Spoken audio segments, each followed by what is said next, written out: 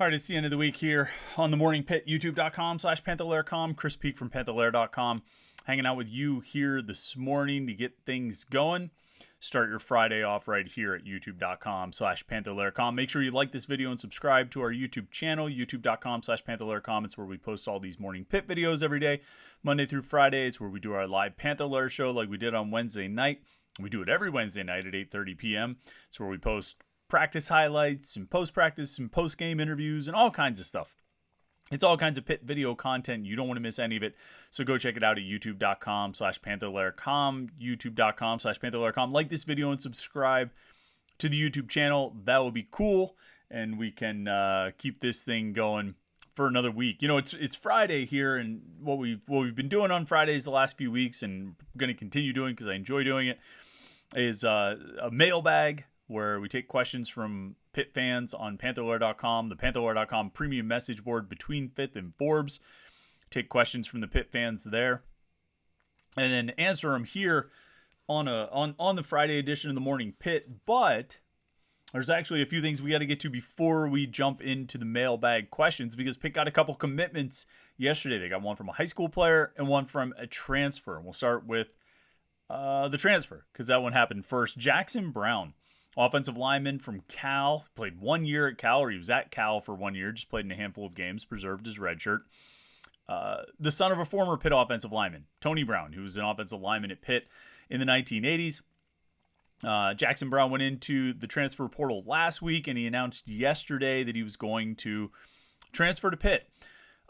Really interesting addition. A big offensive tackle prospect. How big did he tell me he was? I just wrote it down. 6'6", 305. He was at 310 earlier. Thinks he can get up to around 315 by the fall. And he's coming in expecting to be the backup right tackle. Matt Gonsalves, number 2. And I think with a certain amount of expectation that he's got a chance to be the starter next season in 2024, presumably after Gonsalves goes to the NFL. I think that's, we talked about it with Jim Hammond on the Panther-Lair show on Wednesday night, the live show. I kind of expect Gonsalves to go to the NFL. He'll have that super senior year available to him in 2024, but I think he'll probably play in 23 this fall. I think he'll be really good. I think he'll start every game at right tackle. I think he'll be one of the better offensive tackles in the ACC, and then I think he'll go to the NFL and get drafted. I think he's one of the guys that I'm sort of more confident about, or one of the guys I'm most confident about, I should say, heading into next year's draft. I mean, we're obviously projecting quite a ways out, but I think he's got a really good chance to get drafted. So I think I'm guessing he'll probably go. And I think Jackson Browne is sort of expecting him to kind of go to have that right tackle job opened up for him. He said he envisions himself and Ryan Baer being bookend tackles for this offense for the next few years. So he's sort of looking down the road already. He was a good prospect coming out of high school, someone Pitt went after pretty hard. A lot of schools pursued. He did take an official visit to Pitt 2 years ago in the summer of 2021. He also took official visits to Colorado and Cincinnati in addition to Cal. He ultimately signed with Cal. Like I say, he played in about 2 games last year, so he was able to redshirt. He'll come to Pitt probably in a couple weeks. I think he'll move out. He said he'll move out here. And he'll come to Pitt with 4 years of eligibility left, which is a huge bonus. Obviously, he's coming in as a redshirt freshman, but a guy who's got a year of college experience under his belt, a year of being in a strength system, a year of understanding what it's like sort of day to day, week to week, moving through the season and the off season.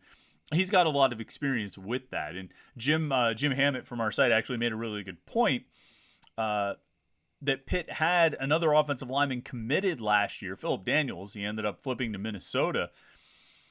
And they never really replaced him with another offensive lineman in the class. And so to some extent, Jackson Browne kind of fills that hole. Now that's the class of 2023. Jackson Browne was in the class of 2022, but with coming in with 4 years of eligibility left, he's effectively filling that hole that was left by Philip Daniels. I thought that was a pretty good point and pretty smart by Jim to point that out. And so they sort of ended up where they wanted to be all along with offensive line recruits from the last year. So we'll see what he ends up doing, but you could do a lot worse than getting a 6'6", 305-pound offensive tackle who's been in a Power 5 conference for a year. So good addition out of the transfer portal there, I think, for Pitt. And a guy who moved pretty quickly. I think once Pitt emerged as an option, I think they reached out to him pretty early when he went into the portal, I think last Thursday. Pitt reached out pretty early, and I think as Jackson Browne looked at it, I don't think it took him long either to realize, like, this is a good option. This might be my best option, and he's obviously got the legacy connection with his father, who has passed away. And I don't, I think as he reconsidered Pitt the second time around, he considered Pitt as a high school recruit and then reconsidered Pitt as a transfer prospect. I think he realized this is the place that he wanted to be. The other guy who realized this is the place he wanted to be is Davin Brewton, a linebacker prospect from New Jersey, Red Bank Catholic High School, 3-star linebacker prospect. He had offers from Maryland, Northwestern, Syracuse, West Virginia, and a host of non-Power 5 programs. He committed yesterday morning. I mean, it was like early in the morning. I feel like it was like before 8 a.m. Pat Narduzzi was tweeting out his Pitt is it thing. And then I think around 6 o'clock last night, Brewton announced that he was committing to Pitt. Or announced that it was him who committed to Pitt. And I like this addition. He's about 6'1". What was the weight he just gave me yesterday? 6'1", 225. He really describes himself as sort of a classic middle linebacker, and that's one of the big parts of the appeal with Pitt, is he feels like a lot of colleges don't use sort of a classic middle linebacker, a traditional middle linebacker, and that's the kind of player he sees himself as. And, I think he sees an opportunity to play like that in Pitt's 4-3 defense. Pitt's not the only school in the country that uses a 4-3 defense, but the way they use their middle linebacker, Davin Brewton, felt like it's pretty unique. And so he wanted to come in and play that role. He said when he watched film with linebackers coach Ryan Manilak, Manilak told him that, made a lot of comparisons between this kid, Davin Brewton, and Servassier Dennis.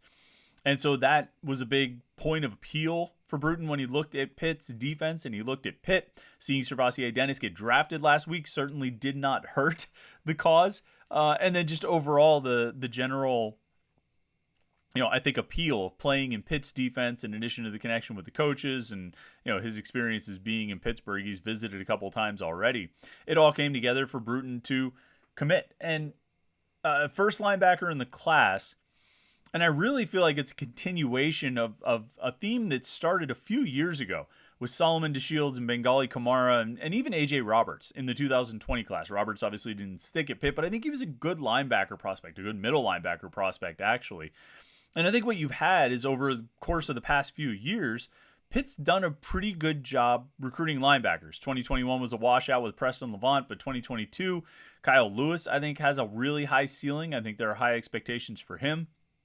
Marquand Pope had a medical issue that prevented him from ever playing, but he's still around the program, and he was a good land. I think he was a good commitment and signing that they got in that 2022 recruiting class.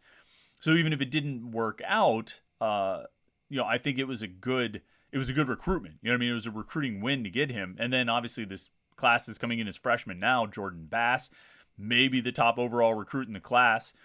In Pitt's 2023 recruiting class. Rasheem Biles, who I think is a really intriguing athlete, a big athlete who fits well with what Pitt wants out of their outside linebackers. And then Braylon Lovelace from Leechburg, a guy who I think the expectations were really low for him coming out of Leechburg, at least among the fan base and those of us on the outside. The expectations were low, but he ended up coming out of spring camp playing as well as anyone, or at least as well as any freshman. They had a lot of freshmen in spring camp this year, but Pat Narduzzi was rather effusive in his praise of Braylon Lovelace. And so, now you add Davin Brewton here on top of it. I think you've got a run of some pretty good linebacker recruiting classes that should shore up a position that, if you were going to pick any spot on the defense that hasn't been a strength under Pat Narduzzi, I think you would pick the linebackers. I mean, corners have been really good under Pat Narduzzi. Safeties have been really good over the last 8 years. The defensive line has been really good over the last 8 years. Linebackers, there have been some question marks, and they haven't always recruited. I don't think they've recruited linebackers as well as they've recruited the defensive line and the defensive backs, but I think that tide seems to be changing over the last 4 classes or so, or at least 3 out of the last 4. I think it's shifting something a little bit more positive, and you add in Brewton now, it's 4 out of the last 5 classes. I think they're recruiting linebackers pretty well and doing well, restocking that position and bringing in good players at that position. Brewton is the latest. So that's 11 commitments for Pitt in this class of 2024. Just kind of keeping an eye on all of them, but Brewton is a new one to add to the mix. He'll be back in June for an official visit, and certainly we will catch up with him then. But I think it's a good add. It's a productive guy. He had like 100 tackles each of the last 2 years.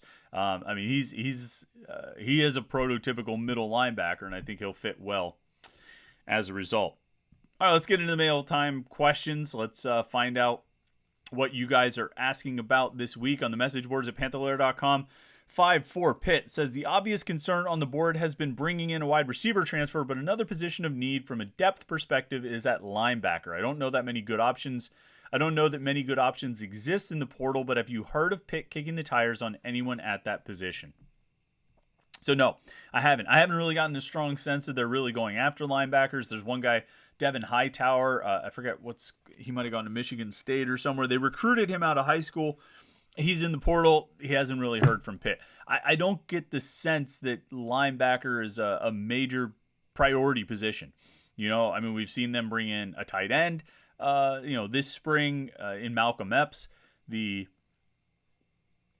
transfer from USC. Obviously, like we just said, Jackson Browne, the offensive line transfer from Cal. We've seen that. And then obviously the way they approached it earlier, where they went and got the quarterback and the wide receiver, and then the safety Donovan McMillan and running back. Ultimately, they added that as well. But I think the priorities early on were to find a quarterback, and that was sort of predestined to happen or predetermined when Phil Dracovic became available in the portal. And then to get a receiver, and they got Dejon Reynolds, and I don't think they're content with just one receiver. I think they want more than one receiver. I think they continue to make efforts to land a second transfer receiver to fill out the receiving core. But I don't get the sense that linebacker is viewed as quite the priority, and there are probably a few reasons for that. I look at the depth chart, and yeah, they're thin. I think that top line, if your 3 starters are Bengali Kamara and Shane Simon and Solomon DeShields, I think you've got a really good top line set of linebackers there. But the depth is a little bit questionable. Brandon George is a pretty solid backup as the middle linebacker and the money linebacker. But you don't have really any experience behind, after that. And it is a question of how deep you need to go. Obviously, injuries are going to make you more thin than you already were if you were to lose a couple guys to injury. But there's a question of how deep you need to be. If you've got 4 guys and those 4 guys stay healthy all season, then you should be okay. You'd like a 5th guy to emerge, but if that 5th guy is emerging to be your 5th guy, not a 5th guy emerging to take over one of those top 4 or top 3 roles due to an injury or something, you'll be okay. I think you can survive like that, but you are sort of living on a razor's edge there. You don't have a lot of room for a guy to get hurt or a guy's play to slip or something like that, or guys to get tired in a game. So you would, like someone else to emerge. I'm not really sure who that's going to be. Is Braylon Lovelace going to end up on the 2 deep? Is Kyle Lewis going to be healthy enough to play on the 2 deep?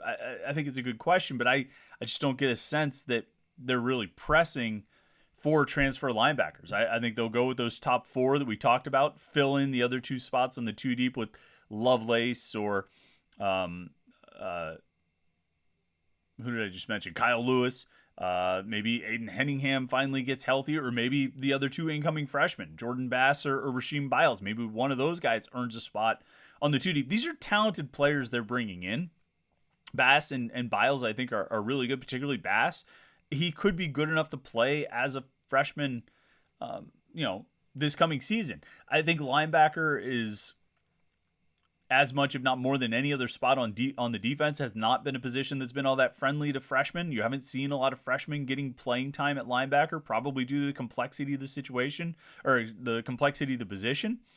But I think, maybe Jordan Bass figures his way into the top 6 or top 5 and gets a 2 deep spot to, and sees the field as a freshman. I think he's talented enough to do it, and he's certainly one of the crown jewels of the recruiting class. But like I say, I just don't see a lot of I don't see a big push for a linebacker. Now, if the right guy becomes available and they have a good chance to land him, if they can get him, then yeah, they'll go after it. But I don't see a big push right now. 121 Rum says, which receiving core would you rather have, this year's or 2018 when Rafael Araujo-Lopes was the wide receiver 1? This is an interesting question. I did look ahead at this just to see, I glanced through all the questions. And so I kind of went and did some research just so I could compare them. At least, I have the two stat sheets pulled up here. And the first thing I'll tell you that's really, really interesting when you compare 2018's passing game to 2022's passing game, and I know we're talking about 2023, we're talking about the upcoming season, but for as much as we talked about how last year's offense was stuck in the Stone Age or ran the ball too much, it was a run-heavy offense, last year they still had Jared Wayne caught 60 passes and Konate Mumfield caught 58. In 2018, when they had 2,000-yard rushers, nobody caught more than 37 passes. Rafael Araujo-Lopes caught 37, Maurice French caught 35, and Taysir Mack caught 25. Mack only played 12 games, but the other guys played 14 games and still had those low receiving totals. So we talk about the passing game not being an emphasis or not being very productive last year. It was still more productive than it was in 2018. But running down the list of the receivers in 2018, Araujo-Lopes, like I mentioned, 37 catches, 380 yards and 4 touchdowns. Not an impressive stat line, but he was the leading receiver, at least in catches. Maurice French, 35 catches. Taysir Mack had 25. Aaron Matthews caught 9. Shocky Jacques Louis caught 9. Trey Tipton caught 5. Dontavius Butler-Jenkins had 4 catches. That might be it for the wide receivers. So Araujo-Lopes, French, Mack, Matthews, Jacques Louis, Butler-Jenkins. Those were your contributing wide receivers in 2018. This year's group, I think I take this year, right? I mean, Mumfield, Means, and Dejon Reynolds versus, I'm getting distracted by the numbers. Like I need to stop looking at the receiving numbers and just the names. All right. So if I said you could have Rafael Araujo-Lopes, Maurice French, and Taysir Mack, or Konate Mumfield, Bub Means, and Dejon Reynolds.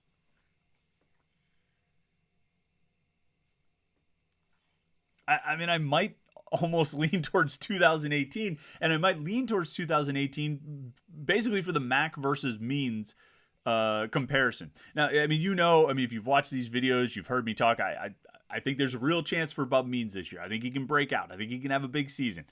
But he hasn't yet, right? So if we're talking about everything we know to this point about the career production of Bub Means, and not just comparing numbers to numbers, but just the careers of Bub Means versus Taysir Mack, I think you have to give the advantage to Mack. I mean, he's made more big plays. He's been more productive. He's scored more time. I mean, he's done everything more, and he did everything more than Bub Means. And you could even pick 1 year here or there, and he was still better than Means. I think... So I would probably give the advantage there. I mean, Maurice French and Konate Mumfield is not entirely a wash. I think Mumfield is a better receiver, but French, a year after, we're talking about 2018 here, I think a year later he set the Pitt record for single season receptions. So he was no slouch himself. And then Rafael Araujo-Lopes versus Dejon Reynolds, I have no idea. I don't know what Reynolds is going to do. And so Araujo-Lopes, who I think was better than people, probably gave him credit for, he wins that one sort of almost by default. And so it really comes back to Taysir Mack versus Bub Means. And while, again, I'm really bullish on Means, I think he can be really good. I think Mumfield can be really good. For right now, on Cinco de Mayo 2023, I think you give the advantage to 2018.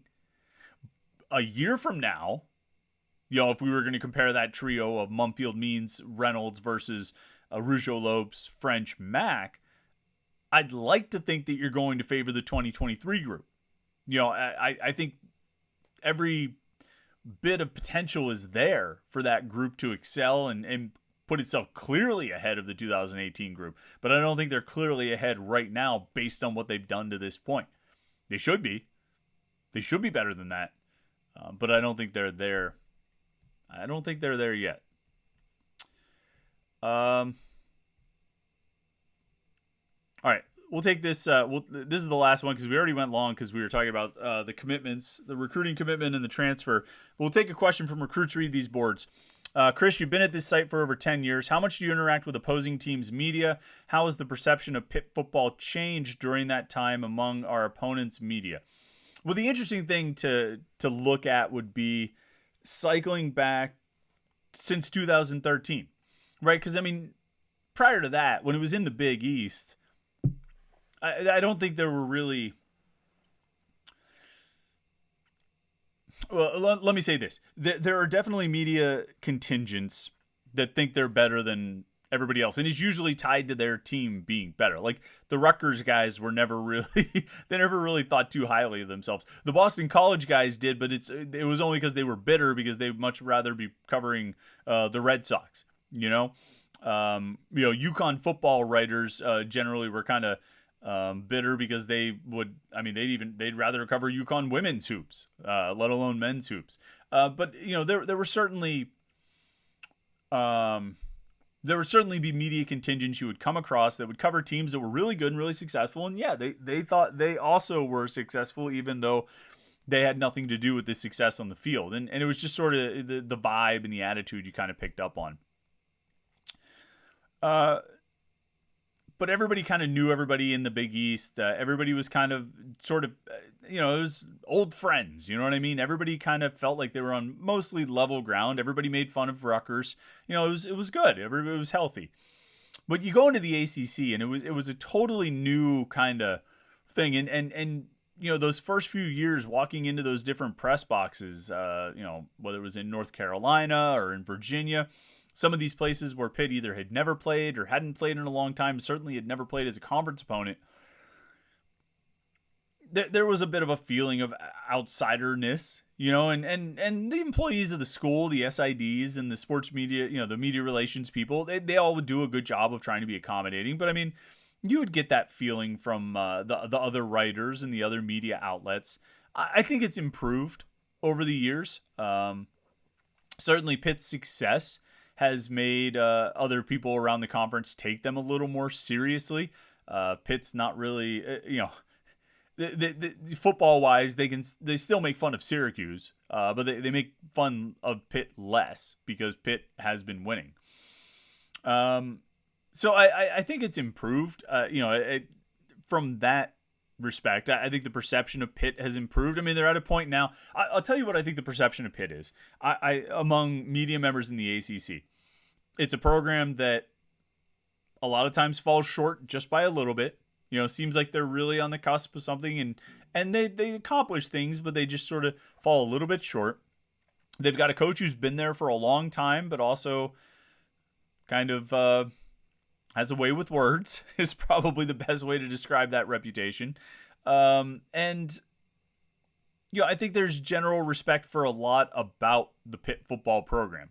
How it's run, the stability in it, kind of what it represents. And, I think that's respected. So I would say that as far as the perception of Pitt, there is a feeling, and I mean, Pitt fans feel this more than opposing media do, but there is a feeling of like, boy, Pitt, you really had a shot to do something great there, and you did something really good. You've had some really good times, but you kind of just fell short of those great moments.